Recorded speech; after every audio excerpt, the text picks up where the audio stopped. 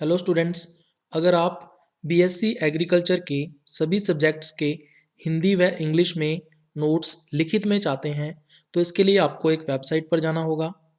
इसके लिए आपको गूगल में सर्च करना होगा प्लांट ब्रीडिंग 2010, जिसमें कोई भी स्पेस आपको नहीं रखना है। तो हम लोग सर्च करते हैं प्लांट ब्रीडिंग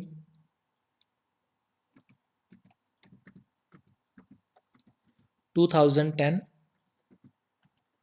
और उसके बाद आपको एंटर दबाना है। जैसे ही आप एंटर पर क्लिक करते हो तो आपको सबसे ऊपर की तरफ एक लिंक दिखाई देगा साइंस एंड एग्रीकल्चर बॉटनी के नाम से। ठीक है, ये वेबसाइट कौन सी है? Plant breeding 2010.blogspot.com। तो इस लिंक को आपको ओपन करना है, तो हम लोग इस पर क्लिक करेंगे। जैसे ही आप लिंक के ऊपर क्लिक करोगे तो आपको एक साइंस एंड एग्रीकल्चर बॉटनी के नाम से वेबसाइट ओपन हुई दिखाई देगी। इसमें आपको लेफ्ट कॉर्नर पर साइड बार पर क्लिक करना है और जैसे ही साइड बार पर क्लिक करोगे तो आपको यहाँ पर अलग अलग सब्जेक्ट्स के जो लिंक्स हैं वो मिल जाएंगे और इसके साथ साथ जो ओल्ड पेपर्स के लिंक्स हैं वो भी आपको यहाँ पर आसानी से मिल जाएंगे, जिनके ऊपर क्लिक करके आप नोट्स तक पहुँच सकते हो। जो सब्जेक्ट्स यहाँ पर मेंशन नहीं हैं वो आने वाले टाइम में यहाँ पर ऐड कर दिए जाएंगे। क्रॉप फिजियोलॉजी का नेक्स्ट लेक्चर है ट्रांसपिरेशन, वाष्पोत्सर्जन, definition and significance of transpiration in relation to crop productivity, परिभाषा और वाष्पोत्सर्जन का फसल उत्पादकता के संबंध में महत्व। तो सबसे पहले इसकी परिभाषा या डेफिनेशन की बात कर लेते हैं। तो आपको वाष्पोत्सर्जन के बारे में पता होना चाहिए कि ये क्या होता है। तो प्लांट के जो एरियल पार्ट्स होते हैं या वायवीय भाग होते हैं पौधों के, जैसे कि उसका तना है, स्टेम, या उसकी पत्तियां हैं, लीव्स, या फ्लावर्स हैं, है ना, पुष्प आदि जो भाग होते हैं, वहां से जल का वाष्प के रूप में निकलना, जो वाटर होता है वो वेपर्स की फॉर्म में उसका लॉस होता है या हानि होती है, और यही प्रक्रिया क्या कहलाती है? वाष्पोत्सर्जन या ट्रांसपीरेशन कहलाती है। अब अगर अपने ट्रांसपीरेशन की बात करें तो ये सबसे ज़्यादा होता है पत्तियों से या लीफ के थ्रू, ये सबसे ज़्यादा होता है। तो पत्तियां या लीव्स जो होती हैं पौधों की, उनके ऊपर रंध्र या स्टोमाटा पाए जाते हैं और इन स्टोमाटा के माध्यम से सबसे ज़्यादा ट्रांसपीरेशन या वाष्पोत्सर्जन होता है। और कितना होता है? 90% जो ट्रांसपीरेशन या वाष्पोत्सर्जन है वो पत्तियों पर उपस्थित रंध्रों के माध्यम से ही होता है। इसके अलावा जो ओल्ड ट्रीज होते हैं, ठीक है, जो वृद्ध वृक्ष होते हैं, उनके स्टेम या तनों के ऊपर छिद्र उपस्थित होते हैं या पोर्स पाए जाते हैं, और उन पोर्स या छिद्रों को वातरंध्र कहा जाता है या इसको लेंटी सेल्स बोलते हैं इंग्लिश के अंदर। तो इन वातरंध्रों या लेंटी सेल्स के माध्यम से 9% जो वाष्पोत्सर्जन या ट्रांसपीरेशन है, 9% वो होता है।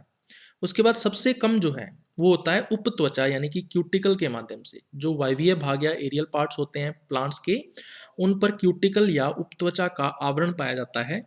ठीक है, तो यहाँ से सबसे कम या न्यूनतम ट्रांसपीरेशन या वाष्पोत्सर्जन होता है, और ये कितना है? 1% यानी 1%।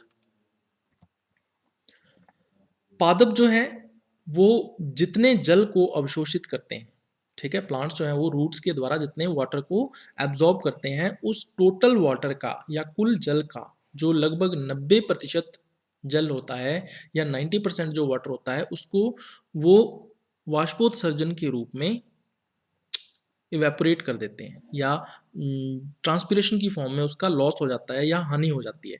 तो केवल 10% जो जल है वही पादपों के लिए बचता है, उनकी वाइटल एक्टिविटीज या जैविक क्रियाओं के लिए या मेटाबॉलिज्म के लिए, है ना। वायुमंडल के अंदर जो भी कुल आर्द्रता होती है या टोटल ह्यूमिडिटी होती है, ठीक है, आपने देखा होगा कि बरसात के दिनों में जो ह्यूमिडिटी है या आर्द्रता है वो बढ़ जाती है। ठीक है, जबकि समर सीजन में बहुत ज़्यादा गर्मी है, मान लीजिए धूप निकली हुई है, तो ह्यूमिडिटी जो है या आर्द्रता जो है वो कम होती है। ठीक है, तो वायुमंडल या एटमॉस्फेयर के अंदर टोटल ह्यूमिडिटी या कुल आर्द्रता जो है वो, उसमें से जो 10% आर्द्रता है, ठीक है, वो किसकी वजह से होती है? वाष्पोत्सर्जन या ट्रांसपीरेशन की वजह से ही होती है। तो पौधे या प्लांट्स जो वाष्पोत्सर्जन या ट्रांसपीरेशन करते हैं तो वाटर वेपर्स कहाँ जाएंगी? एटमॉस्फेयर के अंदर, वायुमंडल में जाएंगी। ठीक है, और वायुमंडलीय आर्द्रता या एटमॉस्फेरिक ह्यूमिडिटी का 10% भाग बनाती हैं। वाष्पोत्सर्जन को सबसे पहले एक वैज्ञानिक के द्वारा मापा गया था, उसका नाम आपको ध्यान में रखना है, स्टीफन हेल्स। ठीक है, इसके अलावा ट्रांसपिरेशन की अगर अपने बात करें तो ये एक अदृश्य कारिकीय प्रक्रिया है, एक इनविजिबल फिजियोलॉजिकल प्रोसेस है, इसको हम देख नहीं सकते। वाटर वेपर्स जब वायुमंडल में जाती हैं तो उसको देखा नहीं जा सकता है। ठीक है, लेकिन फिर भी हमने कई ऐसे एक्सपेरिमेंट्स या प्रयोग जो हैं वो विकसित किए हैं जिनकी सहायता से हमने वाष्पोत्सर्जन को देखा है। तो इसके लिए हम लोग क्या करेंगे भी, एक छोटा सा एक्सपेरिमेंट करेंगे। एक गमले में लगा हुआ पौधा लेंगे, है ना, एक पॉट के अंदर प्लांट लगा हुआ है वो लेंगे और उसको ढक देंगे, किसके द्वारा भी, बेल जार के द्वारा। ठीक है, तो बेल जार के द्वारा उसको कवर कर देते हैं और फिर उसको हम लोग रख देते हैं कहाँ पे, सूर्य के प्रकाश में, सनलाइट के अंदर रख देते हैं। तो सनलाइट में ट्रांसपिरेशन या वाष्पोत्सर्जन होगा। तो कुछ समय पश्चात आप लोग क्या देखोगे कि जो वाष्पोत्सर्जित जल है या ट्रांसपायर्ड जो वाटर होता है वो जार की इनर वॉल पर या जार की जो आंतरिक भित्ति होती है या दीवार होती है उस पर बूंदों के रूप में या ड्रॉपलेट्स की फॉर्म में जो जल है वो एकत्रित हो जाता है और वो वाष्पोत्सर्जित जल या ट्रांसपिरेटेड वाटर ही होता है। तो इसको डायग्राम से आप लोग देख सकते हो भी। तो ये ट्रांसपिरेशन या वाष्पोत्सर्जन का डेमोन्स्ट्रेशन है। तो इसमें हमने एक पौधा लिया है या प्लांट लिया है जो कि पॉट या गमले के अंदर लगा हुआ है।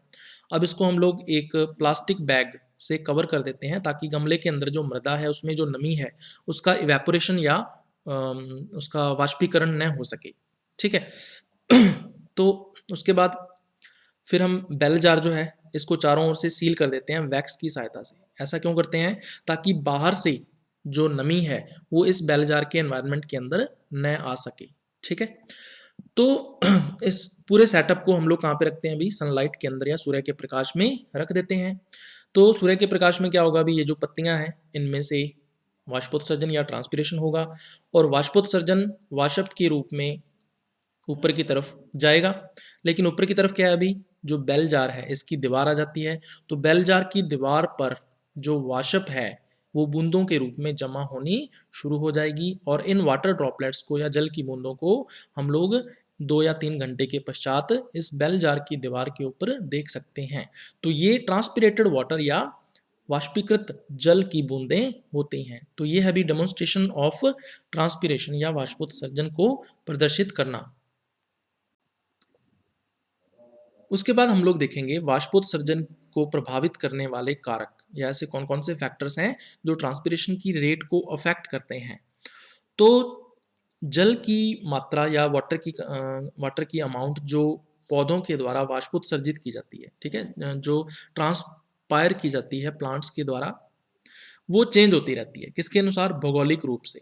यानी कि जो जियोग्राफिकल एरिया है, एक जियोग्राफिकल एरिया से दूसरे जियोग्राफिकल एरिया में अगर अपने जाते हैं तो ट्रांसपिरेशन की रेट चेंज हो जाएगी। और समय के साथ साथ, इसका मतलब दिन के समय ज़्यादा होगा, रात के समय कम होगा, है ना। तो ऐसे बहुत सारे फैक्टर या कारक हैं जो वाष्पोत्सर्जन की दर को निर्धारित करते हैं या ट्रांसपिरेशन की रेट को डिसाइड करते हैं कि एक जो पौधा या प्लांट है वो कितनी मात्रा में ट्रांसपिरेशन या वाष्पोत्सर्जन करेगा। तो इसको हम लोग देखते हैं अभी एक एक करके कौन कौन से कारक या फैक्टर्स हैं। तो सबसे पहला आता है तापमान या टेम्परेचर, जो कि मुख्य कारक है। तो तापमान को अगर बढ़ जाए या टेम्परेचर को अगर अपने इंक्रीज कर देते हैं तो वाष्पोत्सर्जन या ट्रांसपिरेशन की जो रेट है वो भी इंक्रीज हो जाती है या बढ़ जाती है। ठीक है, विशेष रूप से अगर अपने बात करें तो बढ़ते मौसम के दौरान जब जो सीजन है वो इंक्रीज हो रहा है, ठीक है, और तेज धूप, है ना, 12 o'clock दोपहर के 12 बजे जो धूप है या सनलाइट है वो पूरी तरह से तेज होती है। ठीक है, और लू के कारण, है ना, जो गर्म हवा है, हॉट एयर है, उसको लू बोल देते हैं हमने, उसके कारण जो हवा है वो गर्म हो जाती है। ठीक है, जो एयर है वो गर्म हो जाती है और गर्म होने की वजह से ही वाष्पोत्सर्जन की जो दर है या रेट है वो बढ़ जाती है। अब उच्च तापमान के कारण होगा क्या? हाई टेम्परेचर की वजह से जो द्वार कोशिकाएं होती हैं, जो गार्ड सेल्स होती हैं रंध्र या स्टोमाटा की, उनसे जो जल है वो निकल कर वायुमंडल में चला जाता है या एटमॉस्फेयर के अंदर एंटर कर जाता है वाटर जो है, ठीक है, द्वार कोशिकाओं या गार्ड सेल से। इससे होता है कि अभी जो रंध्र हैं वो खुल जाते हैं, ठीक है, जो स्टोमाटा है वो कंप्लीटली क्या हो जाते हैं, ओपन हो जाते हैं, खुल जाते हैं। जबकि अगर टेम्परेचर कम है, जैसे ठंडे तापमान की अगर अपने बात कर लें, है ना, लो टेम्परेचर है, ठंडा एनवायरनमेंट है, तो जो सेल्स हैं किसकी, रंध्रों की, वो पूरी तरह से फ्लैक्सिड या फुली हुई अवस्था में रहेंगी, जिससे रंध्र जो है वो बंद या एनक्लोज्ड रहते हैं, ठीक है। तो ये टेम्परेचर का इफेक्ट पड़ता है अभी ट्रांसपिरेशन के ऊपर। दूसरा है सापेक्षिक आर्द्रता या रिलेटिव ह्यूमिडिटी। तो पौधे के आसपास जो है वो वाष्पोत्सर्जन की वजह से या ट्रांसपिरेशन की वजह से जो हवा होती है वो नम हो जाती है या मॉइस्ट हो जाती है, ठीक है।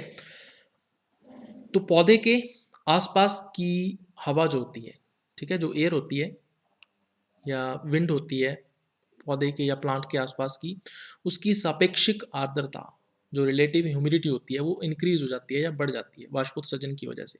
और होता क्या है फिर फाइनली, जो वाष्पोत्सर्जन की दर है या रेट है ट्रांसपिरेशन की, वो डिक्रीज हो जाती है या कम हो जाती है। अगर हवा जो है वो अधिक संतृप्त है या सैचुरेटेड है, किसके द्वारा, नमी के द्वारा या मॉइस्चर के द्वारा, ठीक है, तो उसमें वाष्पोत्सर्जन कम होगा। जबकि अगर शुष्क हवा है, ड्राई एयर है, इसका मतलब उसमें नमी की मात्रा कम है, तो उसमें वाष्पीकरण या ट्रांसपिरेशन या वाष्पोत्सर्जन जो है वो आसान होगा, ठीक है। इसलिए अधिक संतृप्त हवा की तुलना में, मोर सैचुरेटेड एयर की कंपैरिजन में, जो शुष्क हवा होती है या ड्राई एयर होती है, उसमें जल को वाष्पित करना या इवेपोरेट करना इजी या आसान होता है। तो रिलेटिव ह्यूमिडिटी भी इफेक्ट करती है अभी। तीसरा है हवा व वायु प्रवाह, विंड एंड एयर मूवमेंट।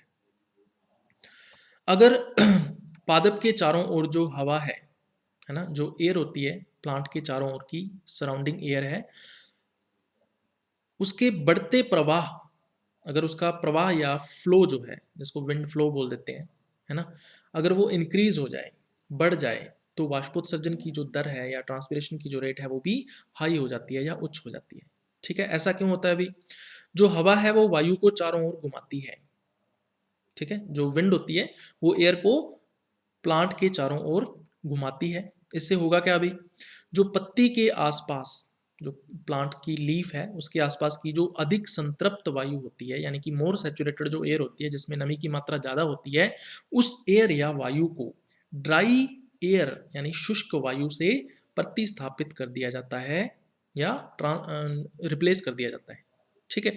तो संतृप्त वायु या सैचुरेटेड एयर का स्थान कौन ले लेता है, शुष्क वायु या जो ड्राई एयर है वो ले लेती है, ठीक है। और ड्राई एयर में ट्रांसपिरेशन करना या वाष्पोत्सर्जन करना आसान हो जाता है, तो इसका मतलब इससे क्या होगा, ट्रांसपिरेशन या वाष्पोत्सर्जन की दर बढ़ जाएगी। उसके बाद आता है मृदा नमी उपलब्धता या सॉइल मॉइस्चर अवेलेबिलिटी, ठीक है। तो मृदा के अंदर जो जल है उसकी कितनी मात्रा उपलब्ध है, इसके ऊपर भी वाष्पोत्सर्जन की दर जो है वो निर्भर करती है।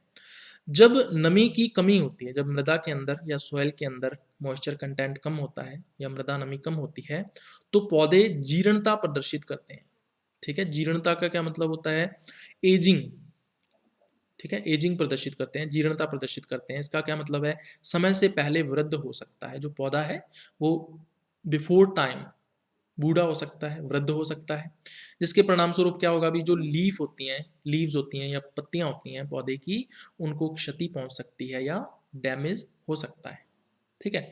और इससे होगा क्या, जल का कम वाष्पोत्सर्जन हो सकता है, जो ट्रांसपिरेशन की रेट है, वाष्पोत्सर्जन की दर है, वो कम हो जाएगी, ठीक है। तो ये प्रभाव होता है सोयल मॉइस्चर अवेलेबिलिटी का। उसके बाद आता है पादप का प्रकार या टाइप ऑफ प्लांट। तो अलग अलग जो पौधे या प्लांट्स होते हैं वो डिफरेंट रेट्स पर या अलग अलग दरों पर जल का वाष्पोत्सर्जन करते हैं, वाटर का ट्रांसपिरेशन करते हैं, ठीक है। तो ये हमने देखते हैं अभी। ऐसे पौधे जो शुष्क क्षेत्रों में उगते हैं, यानी ड्राई एरियाज के अंदर जो प्लांट्स ग्रो करते हैं, जैसे कि नागफनी हो गया, ठीक है, इसके अलावा जिसको कैक्टस बोल देते हैं नागफनी को, इसके अलावा जो मांसल पौधे होते हैं, सकुलेंट प्लांट्स होते हैं, ठीक है, वो अन्य पौधों से कम जल को वाष्पोत्सर्जित करते हैं। जो अदर प्लांट्स होते हैं, नॉर्मल प्लांट्स, उनकी तुलना में ये कहता है कि वाटर को लेस या कम मात्रा के अंदर ट्रांसपिराई या वाष्पोत्सर्जित करते हैं, ठीक है। और ये दोनों प्रकार के पौधे क्या करेंगे, नागफनी और मांसल पौधे, कीमती जो जल होता है या जो वाटर होता है उसको संरक्षित करते हैं या कंजर्व करते हैं। ऐसा क्यों होता है भाई? नागफनी और मांसल पौधे ऐसी मृदा या सॉइल में पाए जाते हैं जहां पर मृदा के अंदर नमी या जल की कमी होती है। ठीक है। तो इसका मतलब इन्हें ड्राई कंडीशंस या शुष्क परिस्थितियों से होकर गुजरना पड़ता है, तो इसलिए इन्हें जल को संरक्षित करने की आवश्यकता होती है, तो इसीलिए ये ऐसा करते हैं। तो दूसरी तरफ जो नॉर्मल प्लांट्स होते हैं जिनको मीजोफाइट्स या समोद्भिद पौधे बोल देते हैं, तो उन्हें जल को संरक्षित करने की आवश्यकता नहीं होती, क्योंकि मृदा के अंदर जो जल है उनके लिए वो उपलब्ध रहता है, तो वो नॉर्मल वाष्पोत्सर्जन जो है वो करते रहते हैं। उसके बाद हम लोग करेंगे वाष्पोत्सर्जन का फसल उत्पादकता के संबंध में महत्व, significance of transpiration in relation to crop productivity. तो प्रति हेक्टेयर जो उपज आती है फसलों की, ठीक है, उसका ट्रांसपिरेशन या वाष्पोत्सर्जन के साथ बहुत ही गहरा संबंध होता है। तो कौन कौन से संबंध हैं वो अपने देखेंगे। सबसे पहला आता है तापमान का नियंत्रण या रेगुलेशन ऑफ टेम्परेचर। तापमान अगर बढ़ता है तो वाष्पोत्सर्जन की दर जो है यानी रेट ऑफ ट्रांसपिरेशन जो है वो भी इंक्रीज हो जाती है। ठीक है। वाष्पोत्सर्जन करता क्या है, अभी ट्रांसपिरेशन क्या करेगा, जो जल वाष्प प्रोड्यूस होती है या वाटर वेपर्स जो निकलती हैं वाष्पोत्सर्जन में, वो ठंडक प्रभाव उत्पन्न करती हैं, कूलिंग इफेक्ट जो है वो क्रिएट करती हैं। इसीलिए अगर अपने पेड़ के नीचे गर्मियों में अगर अपने पेड़ के नीचे जाके खड़े हो जाएं तो हमें छाया के अंदर ठंडक महसूस होती है, क्योंकि जो पत्तियां हैं वो लगातार ट्रांसपिरेशन या वाष्पोत्सर्जन कर रही होती हैं। ठीक है। इसका पौधे को क्या लाभ है, वाष्पोत्सर्जन से जो पत्तियां हैं या लीव्स हैं प्लांट्स की, वो झुलसने से बच जाती हैं, बर्निंग नहीं होती है। ठीक है, क्योंकि इतनी तेज सनलाइट होती है जिससे पत्तियां झुलस सकती हैं, लेकिन वाष्पोत्सर्जन की वजह से ठंडक प्रभाव या कूलिंग इफेक्ट पड़ता है जिससे पत्तियां झुलसती नहीं है या इनकी बर्निंग नहीं होती है। तो ये एक सबसे पहला प्रभाव है उत्पादकता के ऊपर, जिससे उत्पादकता जो है या प्रोडक्टिविटी जो है वो प्लांट की वो बनी रहती है या कम नहीं होती है। दूसरा है रसारोहण या असेंट ऑफ सैप। तो हमें पता है कि जो पौधे हैं वो अपनी जड़ों से जल को अवशोषित करते हैं। ठीक है, मृदा से जल को अवशोषित करने के लिए प्लांट जो है वो रूट सिस्टम या मूल तंत्र का उपयोग करता है। ठीक है। अब इस अवशोषित जल को कहाँ पहुंचाना होता है, अभी पत्तियों तक या लीव्स तक पहुंचाना होता है, क्योंकि जो वाष्पोत्सर्जन है वो ज़्यादातर पत्तियों से ही होता है। जो मेटाबॉलिक एक्टिविटीज़ हैं वो जैसे फोटोसिंथेसिस, प्रकाश संश्लेषण है या रेस्पिरेशन वगैरह है, वो ज़्यादातर पत्तियों के अंदर ही होता है, तो इसलिए वहाँ पर जल की आवश्यकता अधिक होती है। ठीक है। तो पत्तियों तक पहुँचाने की जो प्रक्रिया है अवशोषित जल को या एब्जॉर्ब्ड वाटर को, उसको रसारोहण या सेंट ऑफ सैप कहा जाता है। तो इसमें वाष्पोत्सर्जन जो है वो मुख्य भूमिका निभाता है। ट्रांसपिरेशन जो है वो मेन फैक्टर है जो कि रसारोहण के अंदर भूमिका निभाता है। अगर अपने बात करें 90% जो जल का रसारोहण है या सेंट ऑफ सैप है जो वाटर का 90%, वो वाष्पोत्सर्जन या ट्रांसपिरेशन के कारण ही होता है। ठीक है। तो इतना ज़्यादा इन्वॉल्वमेंट है वाष्पोत्सर्जन या ट्रांसपिरेशन का। ठीक है। तो ये एक पैसिव मैकेनिज्म है या निष्क्रिय प्रक्रिया है जिसमें ऊर्जा की आवश्यकता नहीं होती है। इसे वाष्पोत्सर्जन पुलवाद के द्वारा प्रदर्शित किया गया था। सेंट ऑफ सैप या रसारोहण में रोहण के बारे में अनेक थ्योरीज या वाद जो हैं वो दिए गए हैं। उसमें से एक वाद है वाष्पोत्सर्जन पुलवाद, या इसको ट्रांसपिरेशन पुल थ्योरी भी बोल देते हैं। किसके द्वारा दी गई थी, डिक्सन एंड जॉली के द्वारा ये थ्योरी दी गई थी, और उनके द्वारा ये समझाया गया था कि रसारोहण जो है वो वाष्पोत्सर्जन के द्वारा किस प्रकार से होता है। उसके बाद पादपों में जल व खनिज अवशोषण, water and mineral absorption in plants. तो पौधों के अंदर जल का जो अवशोषण है वो मैंने आपको बता ही दिया कि वाष्पोत्सर्जन के द्वारा होता है। तो पौधों के अंदर 90% जो जल का अवशोषण है या वाटर एब्जॉर्प्शन है 90%, वो निष्क्रिय रूप से यानी इनएक्टिव फॉर्म में या पैसिव फॉर्म में, जिसमें ऊर्जा या एनर्जी की आवश्यकता नहीं होती है, तो उस रूप में वाष्पोत्सर्जन के द्वारा या ट्रांसपिरेशन के द्वारा ही किया जाता है। इसके अलावा जो खनिज लवण आयन होते हैं, जो मिनरल सॉल्ट आयन्स होते हैं या मिनरल सॉल्ट्स जो हैं या खनिज लवण जो है वो आयनों के रूप में या आयंस की फॉर्म में जल के अंदर घुलनशील अवस्था में या वाटर के अंदर सॉल्युबल स्टेट के अंदर ही रसारोहण के द्वारा यानी कि सेंट ऑफ सैप के द्वारा ही पत्तियों तक या लीव्स तक पहुंचते हैं, क्योंकि सबसे ज़्यादा जो मेटाबॉलिक एक्टिविटीज़ हैं वो लीव्स के अंदर या पत्तियों के अंदर होती हैं, तो इसलिए वहाँ पर इन मिनरल सॉल्ट्स की या खनिज लवणों की आवश्यकता होती है। तो पत्तियों तक इन खनिज लवणों को या मिनरल सॉल्ट्स को रसारोहण के द्वारा ही पहुंचाया जाता है। उसके बाद कोशिका द्रवी जल पर प्रभाव या इफेक्ट ऑन साइटोप्लाज्मिक वाटर। तो अगर मृदा के अंदर जल की कमी हो जाए, ठीक है, वाटर की डेफिशिएंसी हो जाए, यानी मृदा जो है वो पूरी तरह से ड्राई या शुष्क अवस्था में है, तो और वाष्पोत्सर्जन जो है या ट्रांसपिरेशन जो है वो उसकी दर हाई है या उच्च है, तो ऐसी कंडीशन में क्या होगा, जो जल है वो कहाँ से निकलता है अभी, पादप उत्तकों की कोशिकाओं से, है ना। प्लांट जो टिश्यूज होते हैं उनकी जो सेल्स होती हैं वहां से जल की हानि या वाटर का जो लॉस है वो होने लग जाता है। इससे होगा क्या कि पादप की जो पत्तियां हैं या लीव्स होती हैं पौधों की, वो मुरझा जाती हैं, उनमें विल्टिंग आ जाती है, ठीक है। अब पत्तियों का जो अस्थायी रूप से मुरझाना है, या हम कह सकते हैं कि टेम्पररी जो विल्टिंग होती है लीव्स की, वो पौधे के लिए अधिक हानिकारक नहीं होती, ठीक है, मोर हम लोग कह सकते हैं हार्मफुल नहीं होती प्लांट के लिए। लेकिन यदि पादप उत्तकों से या प्लांट टिश्यूज से जल जो है या वाटर जो है वो बहुत अधिक मात्रा में निकल जाए या बहुत अधिक उसकी हानि या लॉस हो जाए वाटर का, तो पादप की जो पत्तियां हैं या प्लांट की जो लीव्स हैं वो परमानेंटली या स्थायी रूप से क्या क्या हो जाती हैं, मुरझा जाती हैं, या उनमें विल्टिंग आ जाती है परमानेंटली। और इससे क्या होगा, अभी पौधा जो है वो मृत हो जाता है ना, प्लांट जो है वो उसकी डेथ होनी स्टार्ट हो जाती है। इससे उपज की या यील्ड की जो है वो ज़्यादा हानि या मोर लॉस होता है। उसके बाद है पादप उत्पादकता या क्रॉप प्रोडक्टिविटी की बात कर लेते हैं। तो इसका वाष्पोत्सर्जन के साथ एक संबंध होता है, एक रिलेशन होता है ट्रांसपिरेशन के साथ क्रॉप प्रोडक्टिविटी का। अगर अपने अर्ध शुष्क व शुष्क क्षेत्रों की बात कर लें, यानी semi arid and arid zones जो होते हैं उनमें प्रकाश की तीव्रता या सनलाइट की जो इंटेंसिटी है वो अधिक रहती है या ज़्यादा रहती है, ठीक है। तो इन क्षेत्रों में यह संबंध जो है, ये जो रिलेशन है यानी वाष्पोत्सर्जन और क्रॉप प्रोडक्टिविटी का, ये दो कारकों के ऊपर या दो फैक्टर्स के ऊपर डिपेंड करता है। सबसे पहला है पादप जाति या प्लांट स्पीसीज की जो क्रॉप है वो कौन सी हम लोगों ने ग्रो करवाई है या उगाई है, और दूसरा है स्वतंत्र जल वाष्पीकरण, ठीक है, इसको बोल देते हैं फ्री वाटर इवेपोरेशन, ठीक है। स्वतंत्र जल जो है उसका वाष्पीकरण कितना हो रहा है, तो इन दो कारकों के ऊपर निर्भर करती है। तो ऐसे क्षेत्रों के अंदर या ऐसे जोन्स में जो पादप हैं या प्लांट्स हैं उनमें एसिमिलेशन अधिक होता है, कार्बन का जो एसिमिलेशन है वो ज़्यादा मात्रा के अंदर होता है।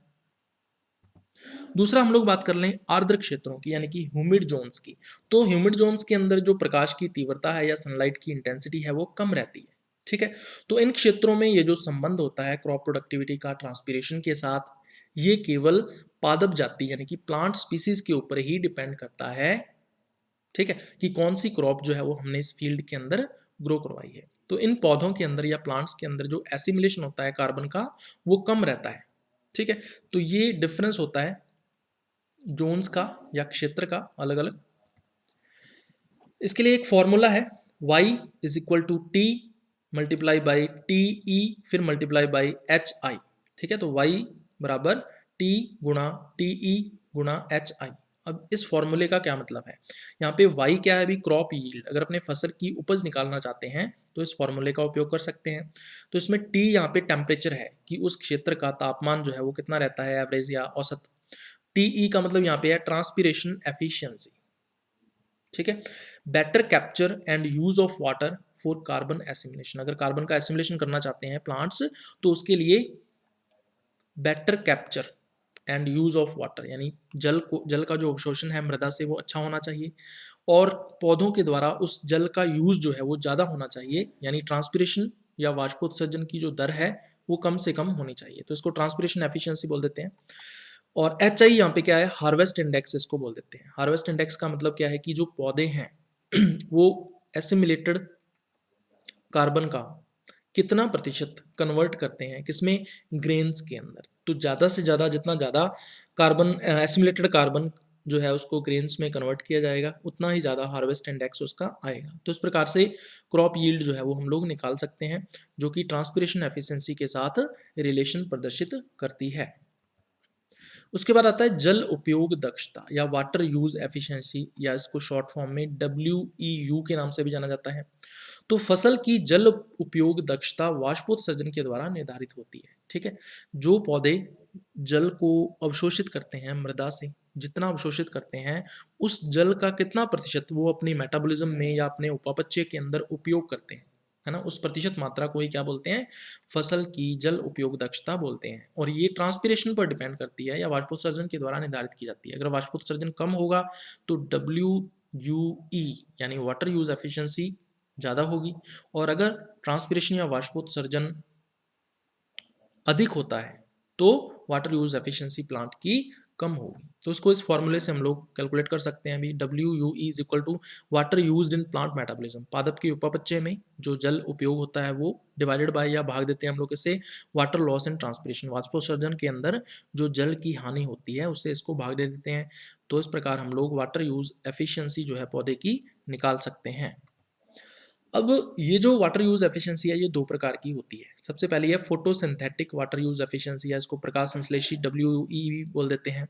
तो इसके लिए फॉर्मूला है WUE is equal to rate of carbon assimilation, जो कार्बन का एसिमिलेशन हो रहा है उसकी दर divided by rate of transpiration, वाष्पोत्सर्जन की दर से इसको भाग देना है, डिवाइड करना है, तो ये आ जाएगी फोटोसिंथेटिक वाटर यूज एफिशिएंसी या प्रकाश संश्लेषी वाटर यूज एफिशिएंसी।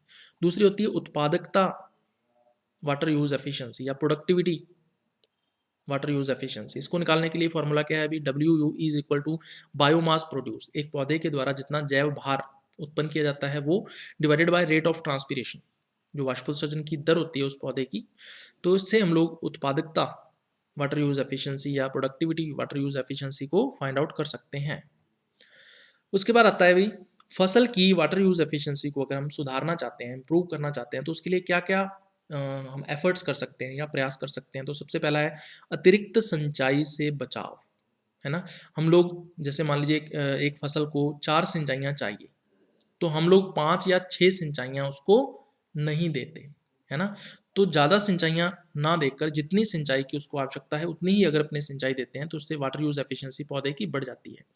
इसके अलावा है धरातल सही प्रकार से सपाट होना चाहिए। ठीक है, जो लैंड है वो पूरी तरह से लेवल होना चाहिए। तो लेवलर के उपयोग से हम लोग ऐसा करते हैं। ऐसा होने करने से क्या होता है, जब हम फ्लड मेथड के द्वारा इरिगेशन या सिंचाई देते हैं तो सभी पौधों तक जो जल है उसकी समान मात्रा पहुंचती है। ठीक है, और ज़्यादा से ज़्यादा पौधे जो हैं वो जल का उपयोग करते हैं। इसके अलावा आता है बूंद बूंद सिंचाई, जिसको ड्रिप इरिगेशन भी बोल देते हैं। तो इसमें हम लोग पौधे तक जल पहुंचाते हैं, पौधे की जड़ों तक जल को पहुंचाते हैं, और जो इवेपोरेशन या वाष्पोत्सर्जन होता है फ्लड मेथड के अंदर, ठीक है, वो यहाँ पर बूंद बूंद सिंचाई में नहीं होगा। तो जितना जल हम जब डालेंगे मृदा के अंदर उसका 90% या 95% तक जो पौधे की जड़ें हैं वो अवशोषित कर लेंगी। तो ये भी एक तरीका हो सकता है वाटर यूज एफिशिएंसी को बढ़ाने का। इसके अलावा वैकल्पिक जल स्रोत, ठीक है, ऑप्शनल वाटर सोर्सेज हम लोग यूज कर सकते हैं। हम लोग पौधे को ज़्यादा से ज़्यादा जल उपलब्ध करवाएंगे तो ज़्यादा से ज़्यादा वाटर यूज एफिशिएंसी जो पौधे की वो आएगी। ठीक है, तो वर्षा का जो जल है या रेनफॉल वाटर जो होता है उसको अगर अपने कलेक्ट कर लें या एकत्रित कर लें तो भी वाटर यूज एफिशिएंसी फसल की बढ़ जाती है। इसके अलावा सिंचाई के लिए सूची निर्माण, ठीक है, तो अगर हम इरिगेशन के लिए लिस्ट बना लें या सूची बना लें, सारणी बना लें कि किस फसल को हमें कितनी सिंचाइयाँ देनी है, कौन कौन से टाइम पर देनी है, ठीक है, तो भी हम लोग वाटर यूज एफिशिएंसी को बढ़ा सकते हैं फसल की। इसके अलावा नेक्स्ट आता है लीक की मरम्मत करना व रोकना, है ना। अगर लीक हो, जैसे मान लीजिए पाइप की सप्लाई है और वहाँ से वाटर जो है वो निकल रहा है, फील्ड के अंदर वेस्ट जा रहा है, तो इससे जो वाटर है वो उपलब्ध कम होगा पौधों को, है ना, फसल को, और उससे भी वाटर यूज एफिशिएंसी पौधों की कम हो जाएगी। तो हमें इस लीक का मरम्मत करना है या इस लीक को हमें रोकना है, तो जल के लीक को रोक कर हम लोग ऐसा कर सकते हैं। इसके बाद आता है मृदा नमी की मात्रा का समायोजन, जो सॉइल मॉइस्चर कंटेंट होता है उसका एडजस्टमेंट करना। ठीक है, अगर मृदा के अंदर नमी की मात्रा ज़्यादा है तो हम सिंचाई उसको कम देंगे ताकि जो नमी उपस्थित है मृदा के अंदर पौधे उसका उपयोग कर सकें। ठीक है, तो इससे भी हम लोग वाटर यूज एफिशिएंसी को बढ़ा सकते हैं फसल की। तो ये था भी अपना आज का लेक्चर।